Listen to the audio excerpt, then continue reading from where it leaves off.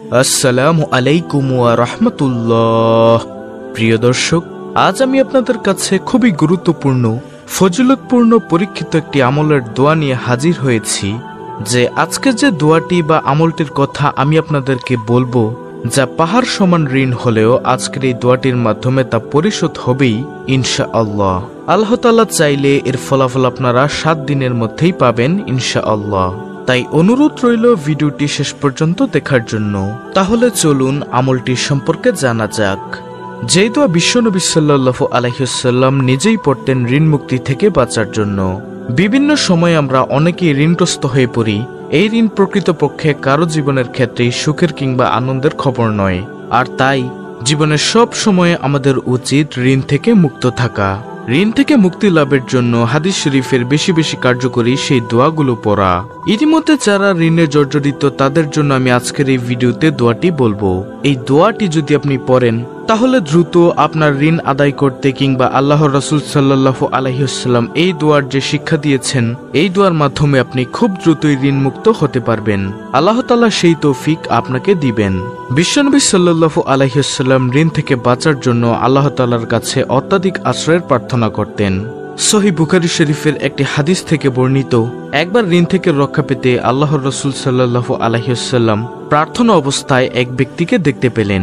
সে ব্যক্তিটি আল্লাহর রাসূল সাল্লাল্লাহু আলাইহি ওয়াসাল্লামের কাছে জিজ্ঞাসা করলেন, আপনি ঋণ থেকে বেশি বেশি আশ্রয় প্রার্থনা করে থাকেন কেন?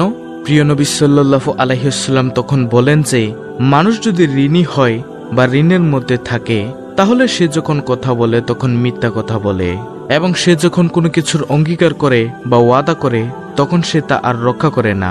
হাদিসটি রয়েছে বুখারী শরীফে, হাদিস নম্বর 2397। তাই আমরা বেশি বেশি ঋণ থেকে মুক্ত থাকার চেষ্টা করব। যারা ঋণের মধ্যে আছে তারা এই দোয়াটি বেশি বেশি পড়ব। ইনশাআল্লাহ আল্লাহ তাআলা আপনার ঋণ মুক্তির ব্যবস্থা করে দিবেন। হাদিস শরীফে এসেছে, একবার হযরত আলী রাদিয়াল্লাহু তাআলা আনহুর কাছে এক ব্যক্তি তার ঋণ পরিশোধের জন্য কিছু সাহায্য চায়। তখন আলী রাদিয়াল্লাহু তাআলা আনহু তাকে বলেন, আমি কি তোমাকে কয়েকটি শব্দ শিখিয়ে দিব যা আমাকে রাসূল সাল্লাল্লাহু আলাইহি ওয়াসাল্লাম শিক্ষা দিয়েছেন? তখন তিনি বললেন, অবশ্যই শিখিয়ে দিন।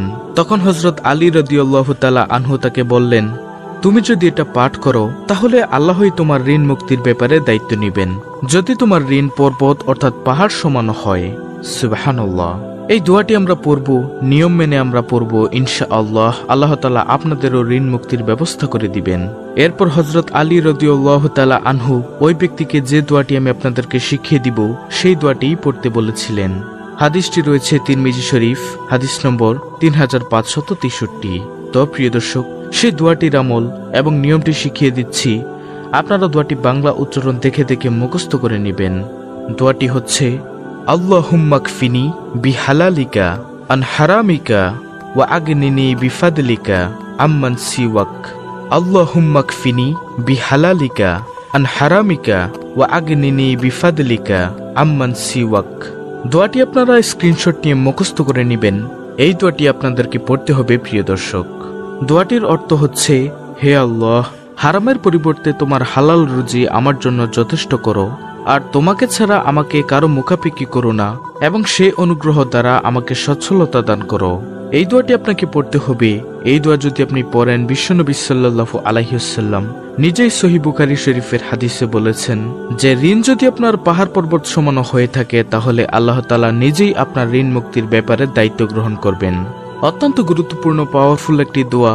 আমি অনুরোধ করব আপনাদেরকে যে নিয়মটি বলবো সেই নিয়ম মেনে আপনারা আমলটি করবেন।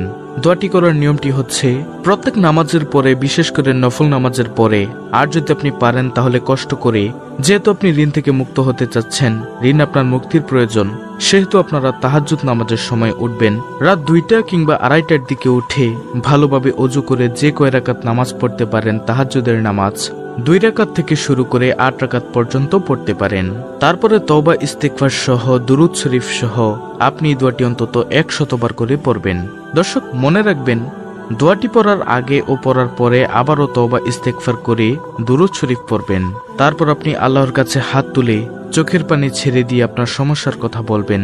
আপনার যে কোনো সমস্যা থাকতে পারে, শুধু ঋণ মুক্তির না, আপনি অশান্তিতে থাকলেও এই দোয়ার মাধ্যমে আমল করতে পারেন। আল্লাহ তাআলা আপনার সমস্ত প্রকার অশান্তি দূর করে দিবেন ইনশাআল্লাহ। আমি অনুরোধ করব এই নিয়মে আমলটি যারা করবেন তারা সকলেই একটি নিয়ত করে ফেলুন যে আজ থেকেই আপনি এই আমলটি শুরু করবেন। ইনশাআল্লাহ আপনি 7 দিনের মধ্যেই ভালো ফলাফল পাবেন। তো প্রিয় দর্শক, এই ছিল আমাদের আজকের ভিডিও। অত্যন্ত গুরুত্বপূর্ণ একটি ভিডিওটি ভালো লাগলে অবশ্যই চ্যানেলটিকে সাবস্ক্রাইব করে বেল বাটন অল বাজিয়ে দিবেন। ভিডিওটিতে একটি লাইক দিবেন এবং কমেন্টে আমিন লিখবেন এবং অন্য মুসলিম ভাই বোনদের কাছে ভিডিওটি শেয়ার করে দিবেন যেন তারাও দেখে শিখে আমলটি করতে পারে।